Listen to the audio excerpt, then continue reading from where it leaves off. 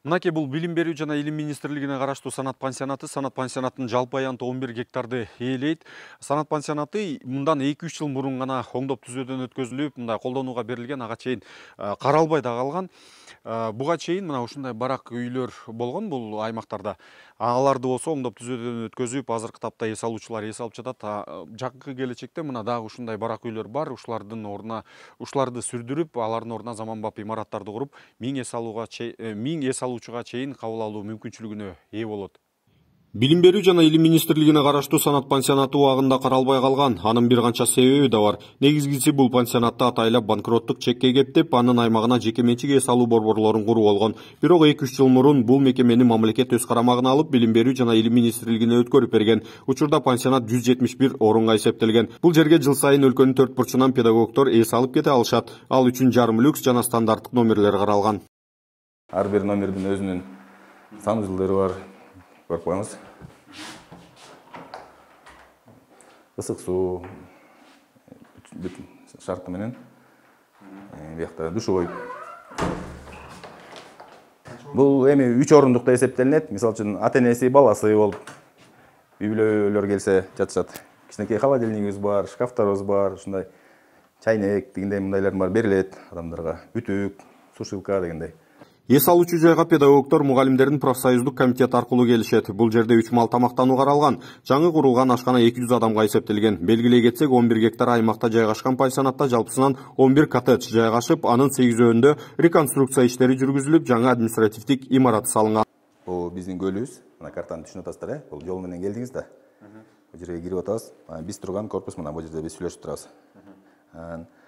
Жаңы болочок корпустун орду болуу деп пландап турабыз, Кудай буйрса.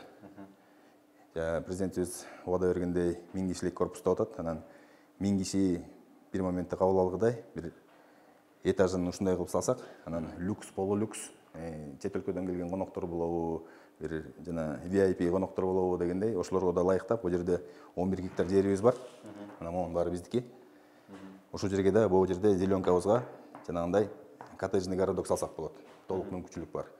Учурда санат пансионаты чыгымга иштебесе да кирешеге да иштей элек. Бирок жакынкы келечекте кирешеге иштөөгө багыт алышкан. Бул эс алуучу жайына бир гана мугалимдер эмес, башка эс алуучулар да келип эс алууга мүмкүнчүлүк бар. Алар педагогдорго каралган суммадан 200 сомго көбүрөөк акы төлөшөт. Өзүңөр билгендей, буга чейин ар бир пансионат көл жээгиндеги пляжды жергиликтүү тургундар үчүн жаап, тегерек четтерин тороп алышкан болчу. Жергиликтүүлөрдү пансионаттын администрациясы атайын төлөм акы менен гана киргизип калган. Бирок май айында президент Садыр Жапаровдун буйругу менен бардык пансионаттар, жеке эс алуучу жайлар жергиликтүү калк үчүн пляждардын жээгин ачуу боюнча буйрукка кол койгон. Ага ылайык учурда көл жээгиндеги бардык пляждар тургундар үчүн ачылып, алар тоскоолдуксуз эс алууга мүмкүнчүлүк алышкан. Алардын катарында санат пансионаты да бардык эс алуучулар үчүн пляжын ачып, учурда кумдуу жээкте каалагандар эс ала алат. Азыркы тапта бул жээкте көптөгөн чет элдик туристтер да эс алууда. Второй раз.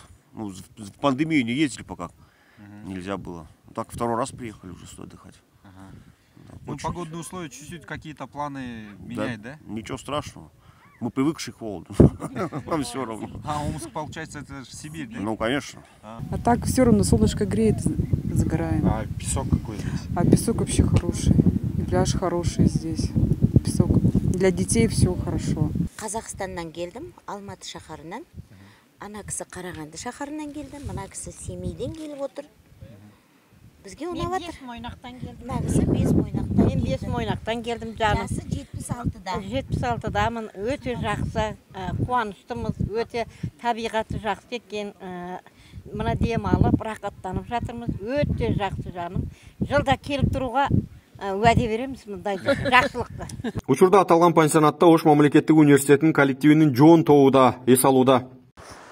Biz 1 августта келдик.